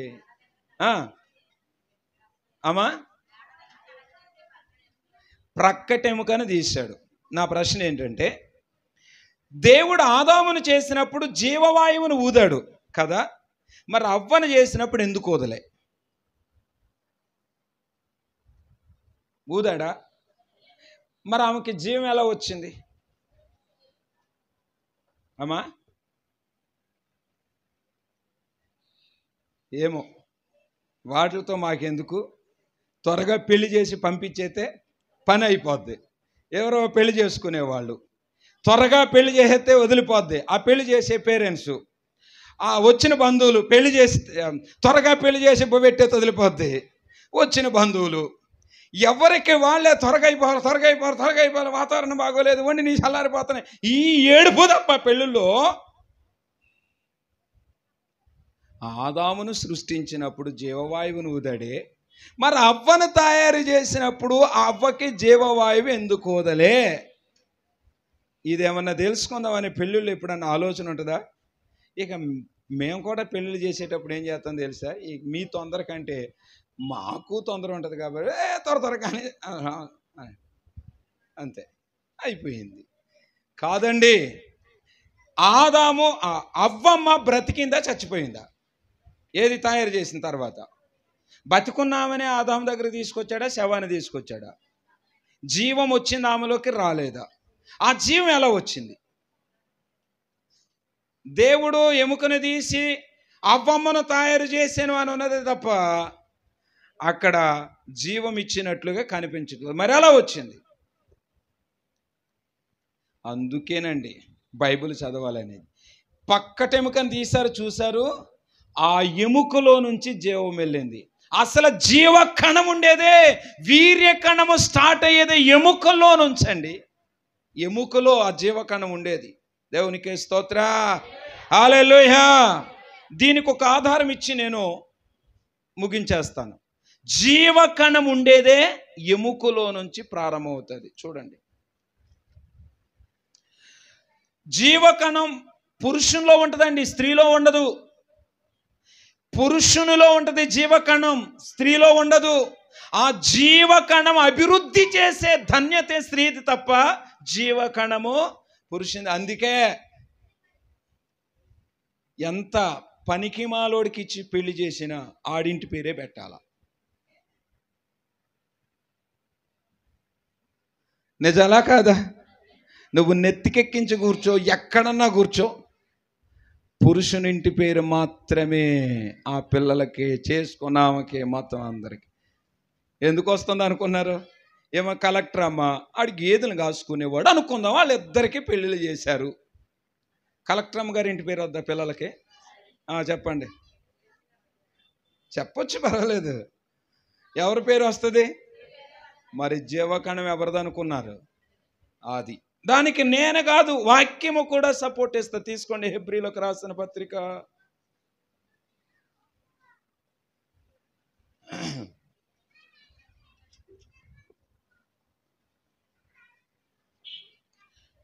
7వ అధ్యాయము 9-10 వచనాలు చదువుదాం.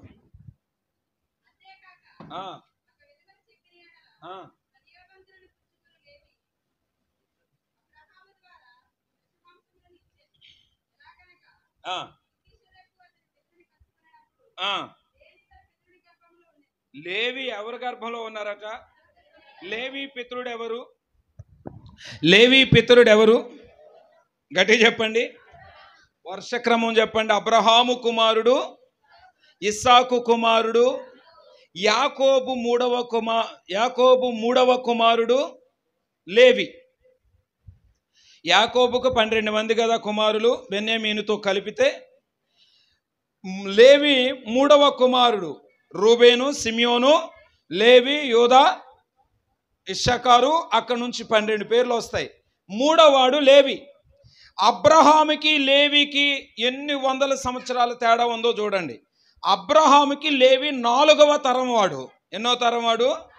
4వ తరం వాడైనటువంటి మనవళ్ళి మనం చూస్తామని గ్యారంటీ ఏమైనా ఉందా?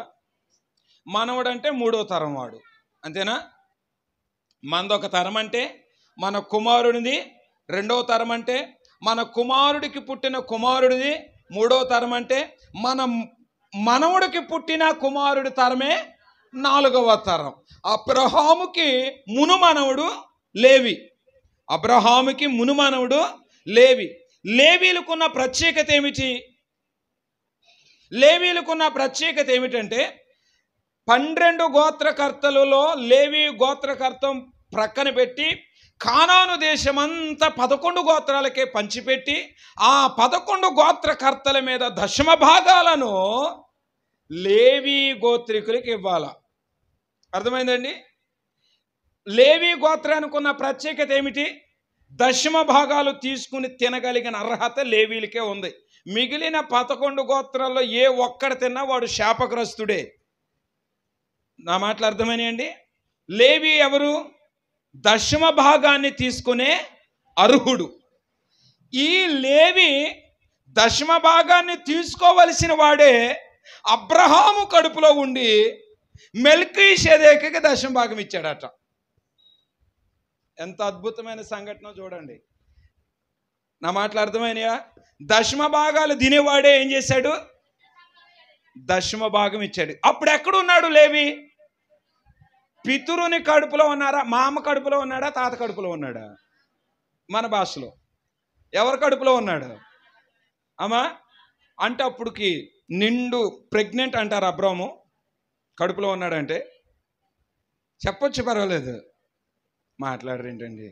అబ్రహాం ప్రెగ్నెంట్ అమ్మా, చెప్పండి, పర్వాలేదు. ఏమన్నారు? ఆమెన్. చప్పలు కొట్టండి. ఎలా ఉన్నాడు అబ్రహాము కడుపులో లేవి అంటే? జీవ కణముగా ఉన్నాడు. ఎలా ఉన్నాడు? ఆమెన్, హల్లెలూయా.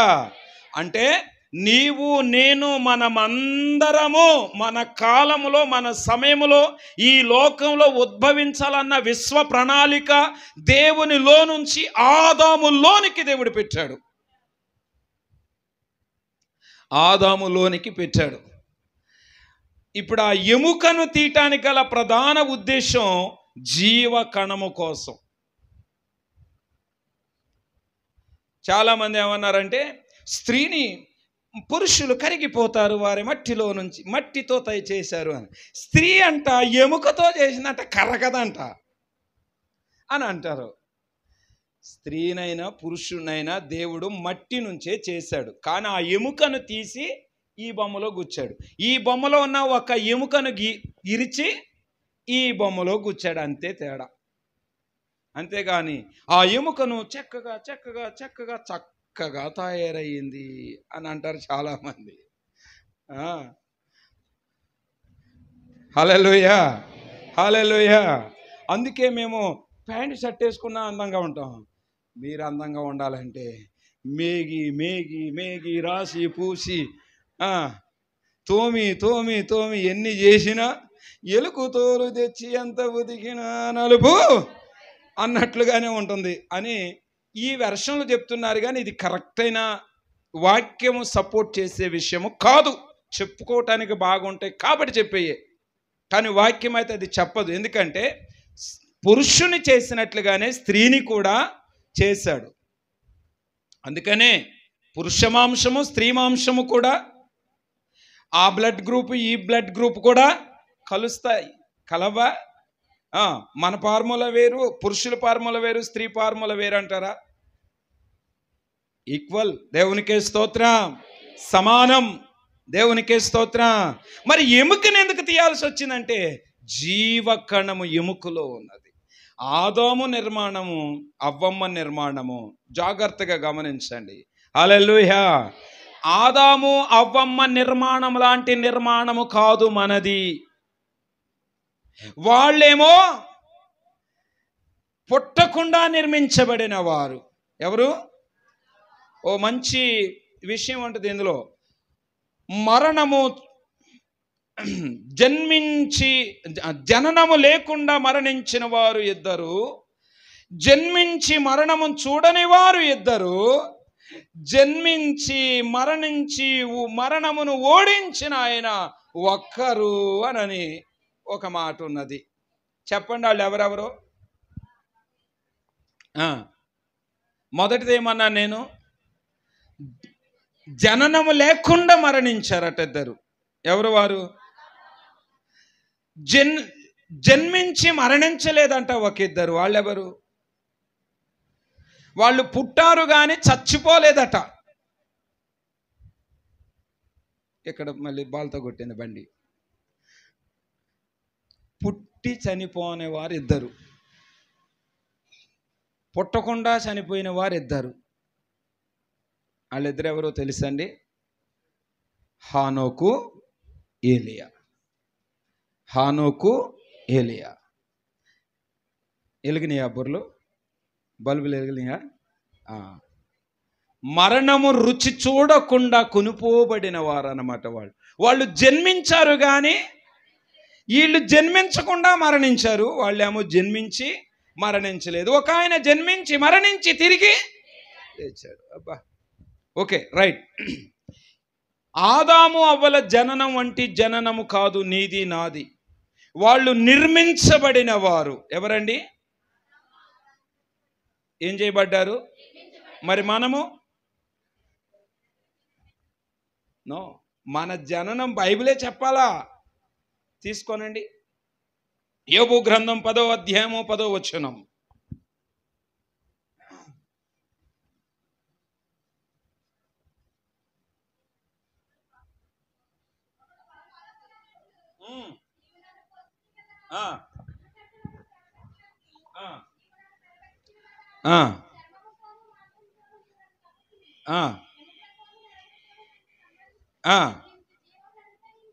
జీవమును అనుగ్రహించి.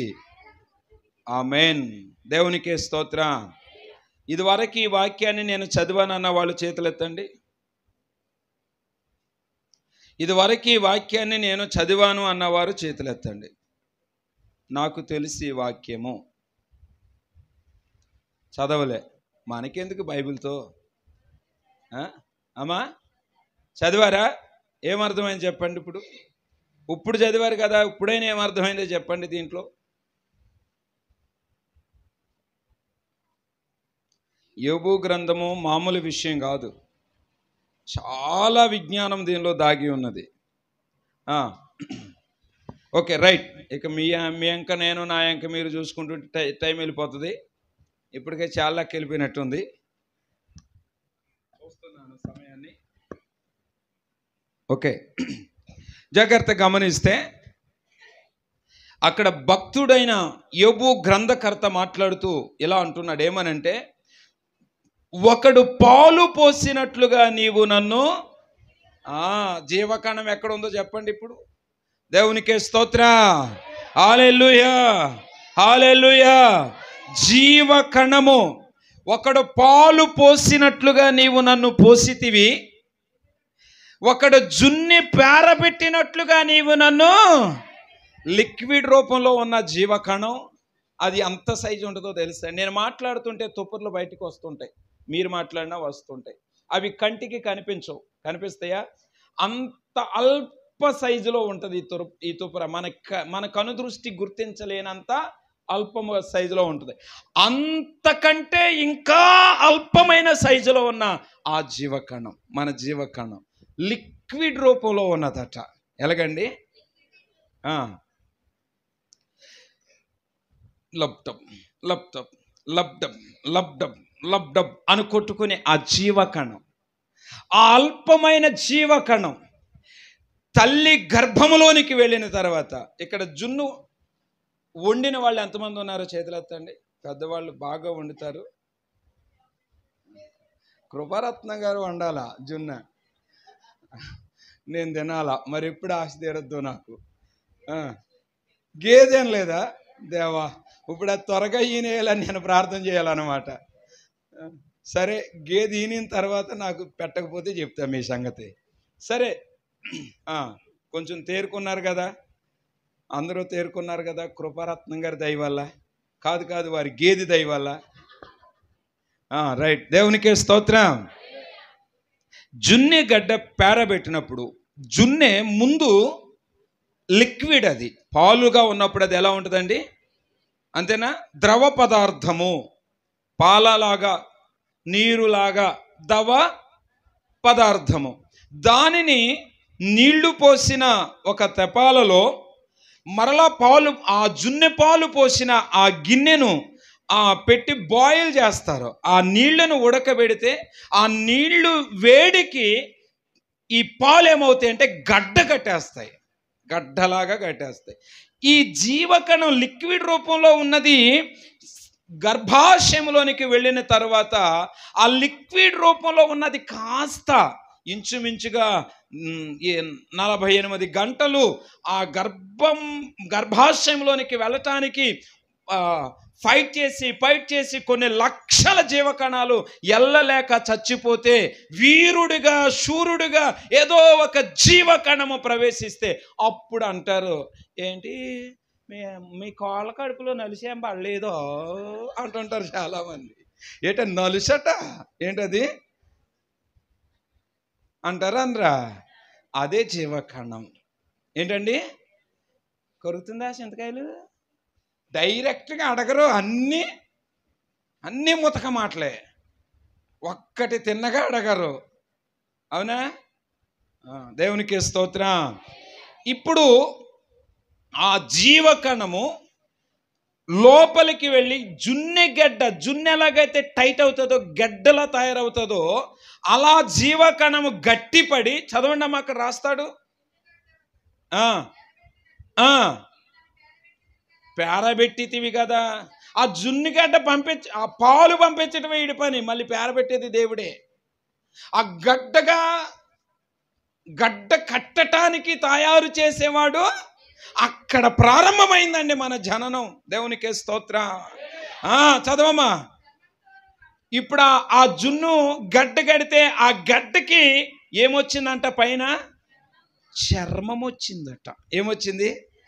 నల్ల చర్మము, తెల్ల చర్మము, ఎర్ర చర్మం, మొత్తానికి ఏదో ఒకటి చర్మం అయితే ఆ గడ్డకి తయారైంది. చర్మమునకు ఇప్పుడు ఏమి యాడ్ చేయబడుతుందంటే మాంసం అట.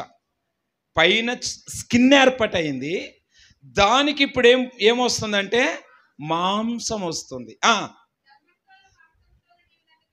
నీవు నన్ను కప్పితివి. నీవు నన్ను ఈజ్ ఈక్వల్ టు జీవకణం.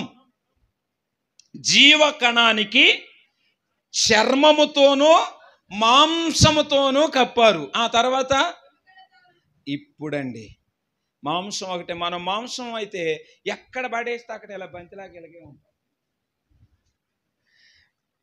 అవునా కదా? ఒక 20 కేజీలు మాంసం మొత్తం తీసుకుని అలా పడేస్తే అలాగే ఉంటుంది. మరి ఇలా నిలబడి ఉన్నామంటే దాని అర్థం ఏంటి? ఏం తయారైంది? ఎముక. తల్లి గర్భమందు, చూలాలి గర్భమందు ఎముకలు ఎలాగూ ఏర్పడుతున్నావో నీకు తెలుసా అంటాడు ఈ భూగ్రంథములో. దేవునికే స్తోత్ర. నాయనా, ఆ జున్ను పాలలాగున్నది గడ్డ కట్టి, ఆ గడ్డకు పైన చర్మం ఏర్పడి, ఆ చర్మానికి మాంసం వచ్చి, మాంసము గట్టిపడిన తర్వాత మాంసంలో నుంచి మళ్ళీ ఎముకలు తయారవుతున్నాయి. ఏంటమ్మా? నరములు, కరములు కాదు, అప్పుడే నరములు. ఏంటిది? ఇప్పుడు ఎముకలే ఉన్నాయనుకో, నరం లేదనుకో, అలాగే ఉంటాం. అది తీసుకురారా అంటే చెయ్యి లెగాలి కదా, లెగిస్తుందా? చెప్పండి. నరం ఉండబట్టి ఇప్పుడు ఏమవుతుంది? మీరు ఎప్పుడైనా ఆ పొక్లేని చూస్తే కనుక అదేం చేద్దాం తెలుసా?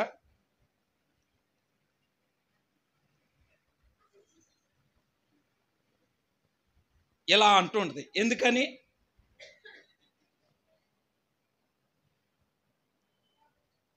చూసారా? అది అలా ఎక్కడికక్కడే తిరగటానికి ఈలుగా ఎక్కడో చూసి తయారు చేయలేదండి, మనల్ని చూసి తయారు చేశాడు.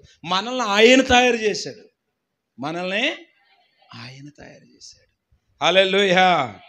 అందుకే 139వ కీర్తన 13వ వచనములో అంటాడు కదా, నీవు నన్ను కలుగజేసిన విధము చూడగా భయమును ఆశ్చర్యమును కలుగుచున్నది. అబ్బబ్బబ్బా, ఎలా చేసావు నాయన నన్ను, నాకు ఆశ్చర్యం అయిపోతుంది.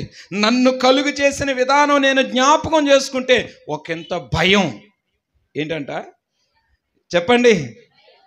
భయం ఎందుకో? ఇప్పుడు ఆ జీవకణానికి ఎముకలను అమర్చాల దేవుడు. అక్కడ ఏముంది? నీవు నన్ను మాంసముతోనూ చర్మముతోనూ మాంసముతోనూ కప్పితివి అన్నాడు. నీవంటే జీవకణం. హల్లెలూయా. అదే నన్ను అనే మాటకి జీవకణం అనే మాట వస్తుంది. ఆ జీవకణానికి చర్మాన్ని, మాంసాన్ని ఇచ్చి, ఎముకలనిచ్చి, నరాలను కూడా ఇస్తున్నాడు. అయితే మీరు గమనించండి, భయం ఎందుకు? ఒక మాట చెప్తాను, సింపుల్.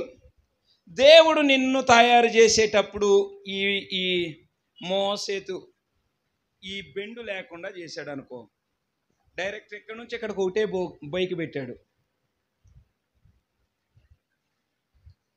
చెప్పండి, ఇప్పుడు ఎలా ఉంటుందో పరిస్థితి? తిను చూద్దాం. తిను. నీకు ఇష్టమైన ఫుడ్ నీ ముందు పెట్టారు తినమని, ఏం చేస్తావు? ఇది మర్చిపోతే ఏంటి పరిస్థితి? ఇక కాలే కదా. ఇది మర్చిపోయినా కాలే, ఇది మర్చిపోయినా కాలే, అవునా కాదా? శరీరములో ఏ ఒక్క చిన్న అవయవము నిర్మాణములో దేవుడు నిర్లక్ష్యము చేసినా మర్చిపోయినా ఎందుకు పనికిరాము. ఓకే, హల్లెలూయా. జాగ్రత్తగా వింటే మనకు అర్థమవ్వాలి. ఈరోజు దేవుడు ఆదాము అవ్వలను నిర్మించినట్లుగా నీ నిర్మాణం జరగటం లేదు. వాళ్ళను దేవుడే స్వహస్తాలతో నిర్మించాడు.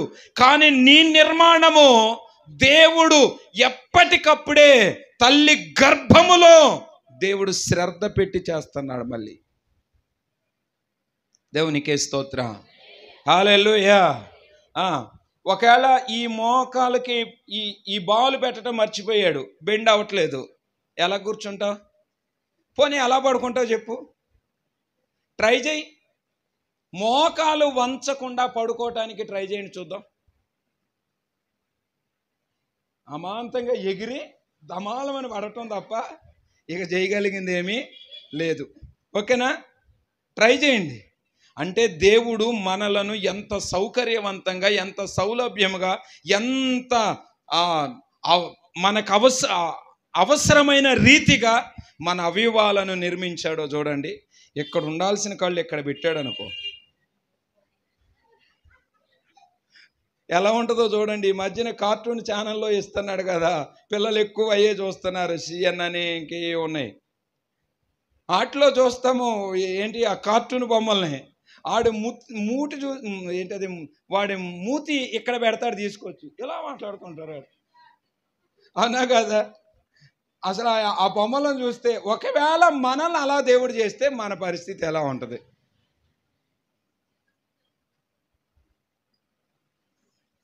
భయం అవట్లేదా?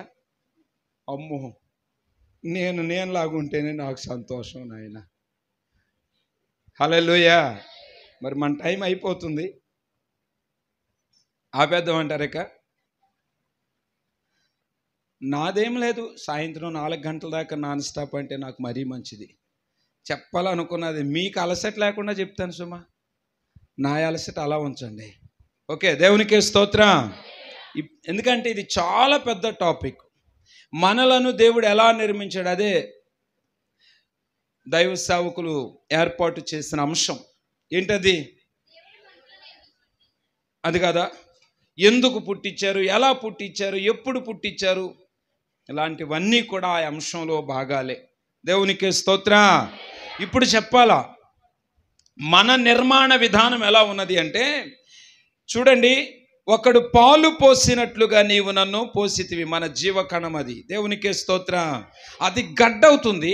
ఆ గడ్డకు చర్మము, మాంసము, ఆ మాంసమునకు ఎముకలు, ఆ ఎముకలు మరలా కదిలించటానికి నరములు, ఇవన్నీ చేయటానికి మరలా. హల్లెలూయా. ఎంత చక్కని నిర్మాణమో చూసుకోనండి. నాకు జీవమును అనుగ్రహించి నా ఎడల కృప చూపితివయ్యా. దేవునికే స్తోత్రం.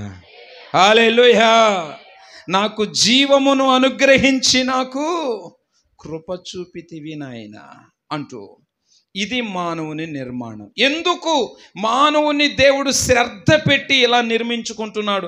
ప్రతి ఆ జీవ కణం మీద దృష్టి పెట్టి ఆ రూపము తయారు చేస్తున్నాడంటే, నిన్ను అనవసరమైన వ్యక్తిగానో, ఏదో లోకంలో ఉన్న ఒక డైలాగ్ ఉంటుంది, రాసిన బియ్యము పుచ్చిపోతాయని పుట్టాడు రాయుడు అని అంటుంటారు కొంతమంది. అలాక మనం అంత యూజ్లెస్ ఫెలోస్ కాదు, అంత ఉపయోగం లేని వ్యక్తులము కాము. మన మీద దేవునికి ఒక ప్రణాళిక ఉన్నది. దేవునికే స్తోత్రం. ఈ బోటలు నిర్మించిన వాడు ఈ బోటలను తయారు చేసేటప్పుడు ఒక ఉద్దేశంతో తయారు చేస్తాడు. అవునా? ఈ బోటలు ఎందుకు తయారు చేయబడింది? అందుకు వాడబడితే దీని జీవితం సార్థకమైనట్టు.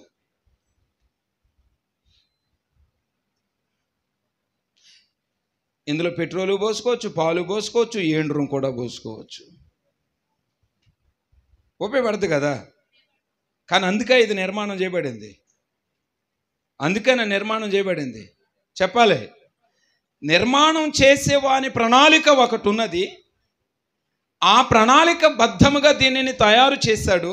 కానీ దీనిని మానవుడు అనేక విధాలుగా వాడబడటానికి అవకాశం ఉంది కదా అని వాడేసుకుంటున్నాడు. కానీ అలాంటి వాటిని ఉపయోగించటానికి కాదు. ఇది మాత్రం నిర్మించబడింది. అగ్గిపెట్టి ఉంది. అగ్గిపెట్టిని తయారు చేసే వ్యక్తి కూడా దానిని తయారు చేసేటప్పుడు ఒక ఉద్దేశంతో తయారు చేస్తాడు. దీపమును వెలిగించుకోవటానికి, పొయ్యి అంటించుకొని వంట చేసుకోవటానికి, ఇలాంటి మంచి ఆలోచనతో అగ్గిపెట్టిని తయారు చేస్తాడు. ఓకేనా? దేవునికే స్తోత్రం. మరి ఈ తయారు చేయబడిన ఆ అగ్గిపెట్టి ఏదైతే ఉన్నదో అది కొంపలు తగలబెట్టుకోవటానికి కూడా ఉపయోగపడుతుంది. అది అడవులను తగలబెట్టడానికి కూడా ఉపయోగపడుతుంది. ఊరిని తగలబెట్టడానికి కూడా ఉపయోగపడుతుంది. తగలబెట్టడానికి ఉపయోగపడదా? అయితే తయారు చేసేవాడు కొంపలు తగలబెట్టుకోమని దాన్ని తయారు చేసింది ఏమండి? తయారు చేసేవానికి ఒక ఉద్దేశం ఉన్నది. ఆ ఉద్దేశ ప్రకారంగా అది వాడితేనే మంచిగా ఉంటుంది. దేనికి పడితే దానికి వాడబడుతుంది కదా అని వాడుకుంటే ప్రమాదాలు, విపరీతమైన సంభవాలు జరుగుతాయి. మానవుని దేవుడు నిర్మించాడు. ఈ కళ్ళు దేనికి వాడబడాలో దానికే వాడబడాలి. ఈ పెదాలు దేనికి వాడబడాలో దానికే వాడబడాలి. ఈ చేతులు దేనికి వాడబడాలో దానికే వాడబడాలి. ఈ సర్వ శరీరం దేనికి వాడబడాలో దానికే వాడబడాలి. అలాగున కాకుండా మనకి నచ్చినట్లుగా మనం వాడుకోవటానికి ప్రయత్నిస్తే విపరీతం అవుతుంది. అది క్రమశిక్షణ ఉండాలి, హద్దు ఉండాలి. దేవునికే స్తోత్రం. మనలను దేవుడు తయారు చేసుకున్నది ఎందుకో తెలుసా? ఆయనకు మహిమను తెచ్చిపెట్టాలి అని. ఈ నోరిచ్చింది ఆయనను స్తుతించటానికి కానీ ఆయన తిట్టడానికి కాదు. ఆయన ఘన కార్యములను వివరించటానికి కానీ ఆయన ప్రశ్నించటానికి కాదు.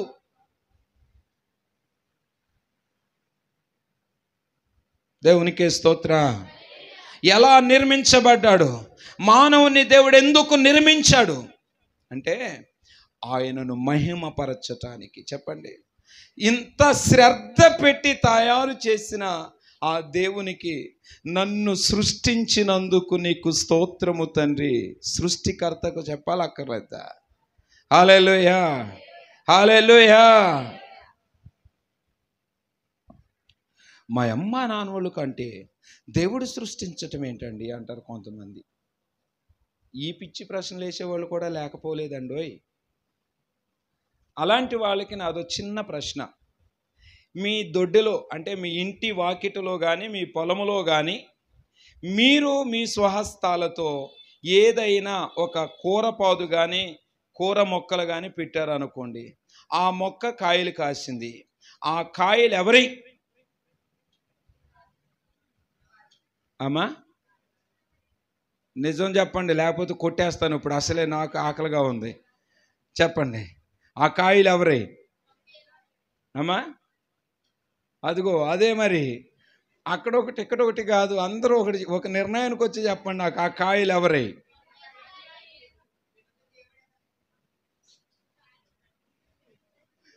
మీరు ఇంకో చాటుకి వెళ్ళిపోతున్నారు ఏకంగా. మీ దొడ్డిలో అంటే మీ స్థలములో మీ చేతులారా మీరే మొక్కలు నాటారు. మీ చేతులారా మీరు నాటిన మీ మొక్కలు కాయలు కాసాయి. ఆ కాయలు ఎవరై? చెప్పండి ఇప్పుడు. మీయేనా?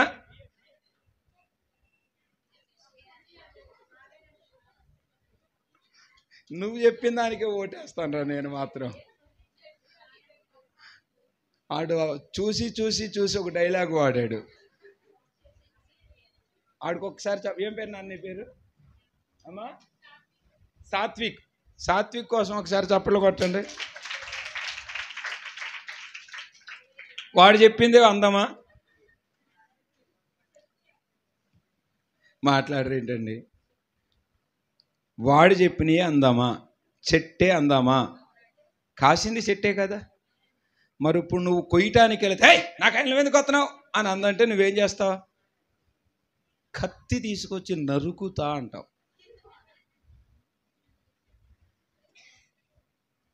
అంటావా అనవా? ఎందుకని అమ్మా?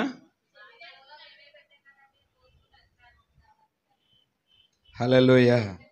ఇప్పుడు ఆ మనుషులతో ఈ విషయాన్ని పోల్చి చెప్పండి. మనలను సృష్టించింది ఎవరు? గట్టిగా. ఇప్పుడు మనము ఫలించి పిల్లలను కన్నాం. మనం ఫలించి పిల్లలను కన్నాం. కన్నాది మనమే. ఈ పిల్లలు ఎవరి? ఈ పిల్లలు ఎవరి? గట్టిగా చెప్పండి. అంతేనా? ఓకే, దేవునికి స్తోత్రం. ఇప్పుడు మీకు అర్థం అవ్వాలి. చెట్టు కాసిన ఆ కాయలు చెట్టు కంటే కూడా నాటిన నీకే అధికారాన్ని చెలాయిస్తావు. నువ్వు కోసినా ఉంచినా అది కాముగా ఉండాలే తప్ప మాట్లాడటానికి వీల్లేదు. ఎందుకంటే నాటింది నేను తేడా నొర్రుకుతా అంటావు. కాయ అంటే కాయట్లేదేంటి? నువ్వు కొన్ని చెట్లు ఉంటాయి, ఎంత నీరు పెట్టి ఎంత ఎరువు వేసినా రోజు దానికి సేవలు చేసినా దాని ముఖానికి ఒక పూత లేదు, పిండి లేదు. దానికి ఏం చేస్తావు? నువ్వు కత్తి తీసుకెళ్ళి నరికేస్తావా? నరకవా? ఎందుకని? నీకు ఆ అధికారం ఎవరిచ్చారు? నువ్వే వేసావు కాబట్టి. ఆ అధికారం ఎవరు ఇవ్వాలి నీకు? ఇంకా ఎవరన్నా వచ్చి నీకు అసలు నరుకుతున్నావు ఏంటన్నాను. నీకు వచ్చిన బాధ ఏంటి? నేను వేసుకున్నాను, నేను నరుకుతున్నా, నీకు వచ్చిన బాధ ఏంటి అంటావా అనవా? దేవునికే స్తోత్రం. ఆ స్వేచ్ఛ నీకున్నది, ఎందుకంటే నాటింది నీవు గనుక. దేవుడు కూడా అదే అర్హత ఉన్నది. ఆయన నాటాడు. నీకు నాకు పుట్టిన పిల్లలు ఉన్నారే, మనము ఆయన ఫలించిన వారమే, కాసిన చెట్లు లాంటి వారమే, కానీ ఆ ఫలాలు ఆయనవే. మనలను విత్తనాలుగా విత్తితే మన నుండి వచ్చిన ఫలాలు మన పిల్లలైతే ఆ ఫలాలు ఆయనవే. దేవునికే స్తోత్రం. నా బిడ్డలు నా బిడ్డలు నా బిడ్డలు అని అంటున్నాము, కానీ ఎవరిచ్చారు ఇప్పుడు? దేవునికే మహిమ కలుగునుగాక. ఎందుకో తెలుసా? ఆ పిల్లలు ఆయనకి మహిమకరంగా బ్రతకాలి. వారు జ్ఞానమును సంపాదించాలి, ఆ జ్ఞానం దేవుని కొరకు వాడాలి. వారు ధనమును సంపాదించాలి, ఆ ధనము ఆయన కొరకు వాడాలి. వారు స్థాయి స్థితిని సంపాదించాలి సమాజంలో, ఆ స్థాయి స్థితిని దేవుని కొరకు వాడాలి. వారు ఉన్నత పదవులను సంపాదించాలి, ఆ ఉన్నత పదవుల్లో ఉండి ఆ పదవి అధికారాన్ని ప్రభు కొరకు వాడాలి. దేవునికే స్తోత్రం. హల్లెలూయా. వారు ప్రపంచాన్ని ఏలాలి, అది దేవునికి మహిమ తేవాలి. ఇది దేవుడు నిన్ను నన్ను నిర్మించటానికి ప్రధానమైన కారణం. అర్థమైతే చప్పట్లు కొట్టండి.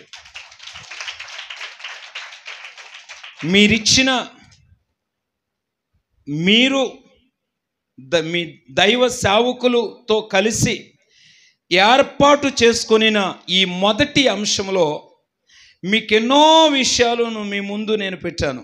అర్థమైతే గనక, మనం ఎందుకో తెలుసుకుంటే కనుక మన